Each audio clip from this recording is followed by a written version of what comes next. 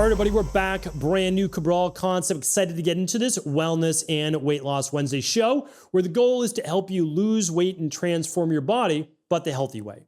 And the goal isn't just to lose the weight, but to keep it off for life. Again, the healthy way. So let's dive right into today's show. I want to go over why your body is blocking fat loss, because this is a real thing. So if you listen to the Cabral Concept, you've been tuning into the Wednesday shows. And if you haven't, you can just go to stephencabral.com/podcast, scroll through the images at the top of that page. You'll find the Wednesday shows, the weight loss shows, and I go through all of those different details. Literally, they're all free. So here's what I want to share with you though, is that a lot of people just say, eat less, eat less, eat less. You know, if it fits your macros, you should be exercising more. I totally get it. Those aren't necessarily bad pieces of advice. But at some point, a lot of people plateau. And then what do? Like literally, what do? Most people eat less, okay? Well, then what happens when you plateau again? You eat less again. And like you end up eating so little food that you're irritable, you're angry, it hurts your sleep, it hurts your overall hormones and fertility. We don't want this. You're only making the problem worse. So people need another way. Yes, if you're eating 5,000 calories a day, we need to start to take that down. No doubt about it. If you're not even walking, yes, we need to start walking, right? We need to move the body. But I've helped thousands of people, probably tens of thousands of people, literally lose weight with just improving their nutrition and walking, right? So it's like being more physically active absolutely matters. And so if you're not going to weight train, if you're going to do, I want you to, but if you're not going to do those things, what do I want you to do? A short walk, ideally in the morning. I have so many people who work and they're like, I can't do it. I'm like, do a walk and talk. That's what I do. Literally walk around the office or walk outside if you can. If you work virtually, try to get in the walk. Like that's what we want to do. And I'm only talking about 20, 30 minutes in the morning. And then after dinner, take your dog for a walk, take the family for a walk, get out and walk. Get your 10,000 steps. That matters. Okay. Anyway, I want to go beyond that now because I want to tell you why your body is blocking your fat loss. There's 5 main reasons. We're going to go through them pretty quickly here today. The first one is this. You have to understand, well, let's take one step back first. You have to understand is that your body will not release fat. That means you have adipose tissue. So your body is basically a skeleton. Then it has tendons and ligaments. Then it has your muscles attached, right? And then what is it doing? It has the fascia over that and the fat usually around it. That's subcutaneous, and some of the fat can be bound in around those organs or muscle. All right, so we've got the skeletal system, the muscular system, musculoskeletal, and then after that we have the fat. That's kind of the insulation. Okay, your body won't break down that fat to use as fuel if it believes there is a threat. That's the main reason. That is literally the main reason. Let's go over the 5 reasons why your body feels there may be a threat. The first one is this. If your body is massively inflamed. Now, I would definitely tune into yesterday's show, or I should say last Wednesday's show. Why doing everything right still doesn't burn fat. Because I go into more of the science, so I'm not going to touch on that as much today. But if your blood sugar levels are elevated, your insulin levels are elevated, your CRP is elevated, your inflammation is elevated, your body is not going to tap into body fat, okay? When you break down adipose tissue, you have to understand the body stores toxins, and we'll talk about that at the end, inside the fat tissue. When that breaks down, and we won't go into the toxins yet until the end, it's going to create more of an immune response and more inflammation. If your body is already overflowing that rain barrel in inflammation and you have elevated levels of insulin, your body is not going to tap into body fat to the degree that you want it to. That's the truth. The second one is this.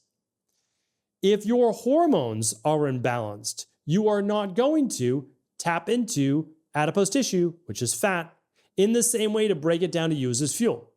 For example, if you have low thyroid levels, which 1 out of 5 women do, and 1 out of 8 to 10 men do, you are not going to tap into body fat as well.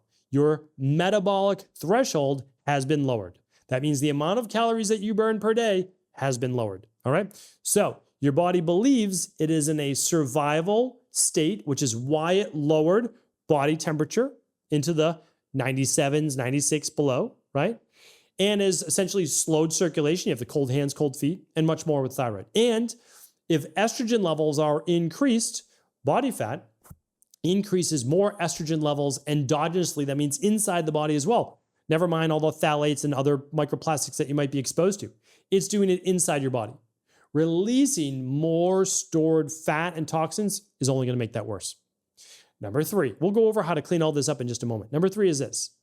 If your body believes that it is in a survival-based state, it is not going to let go of its reserve calorie bank or its safe of energy. Think about it this way.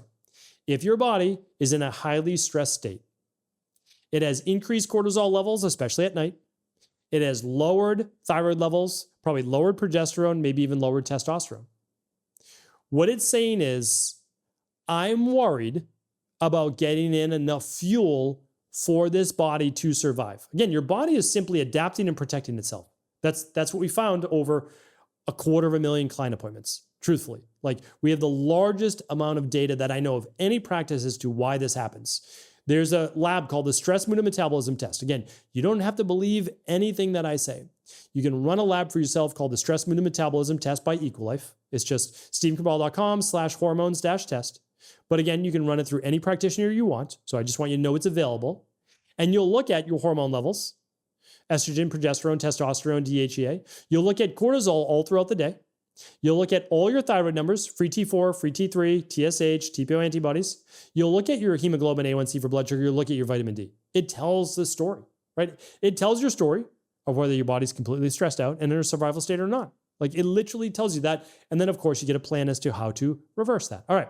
But if your body's lowered your thermostat, we talked about before, lowered your calories, your body's not going to be like, oh, well, we have all these calories stored, but we believe that we're in famine because you've lowered your calorie intake and you've increased your workouts, right? So you're burning more calories potentially than you're even taking in.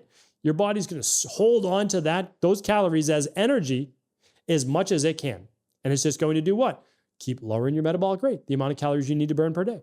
That's the truth. We need to reverse diet that way. Again, I have a lot of podcasts on that as well. All in the Wednesday shows. They're all free. All right. We have 2 more to go. It believes that burning more calories will be more stressful on the body than the stress it is already going through now. So you have to keep in mind that when you go through a state of lipolysis, breaking down fat tissue, adipose tissue, same thing, right?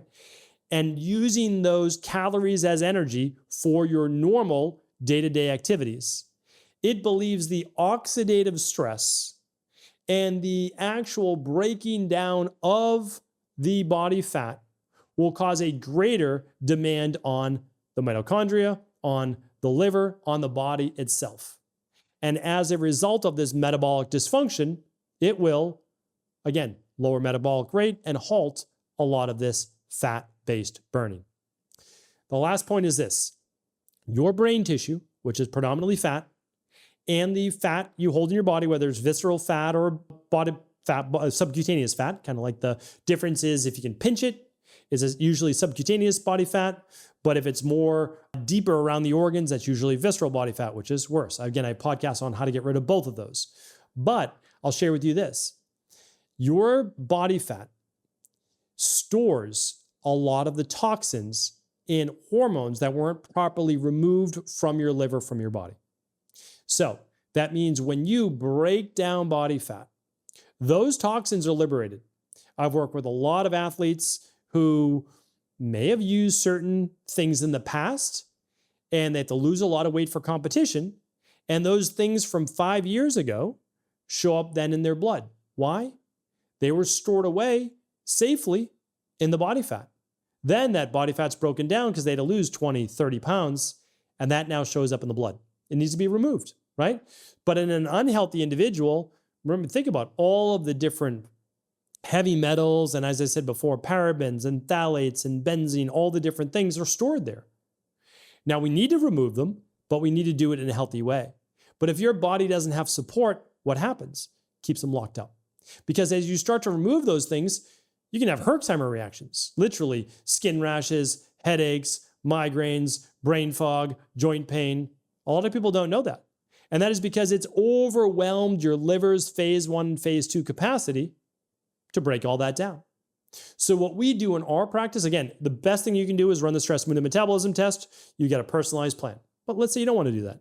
The best thing that you can do is a 21-day functional medicine detox, which naturally supports your body, your liver, kidneys, ability to remove these things safely.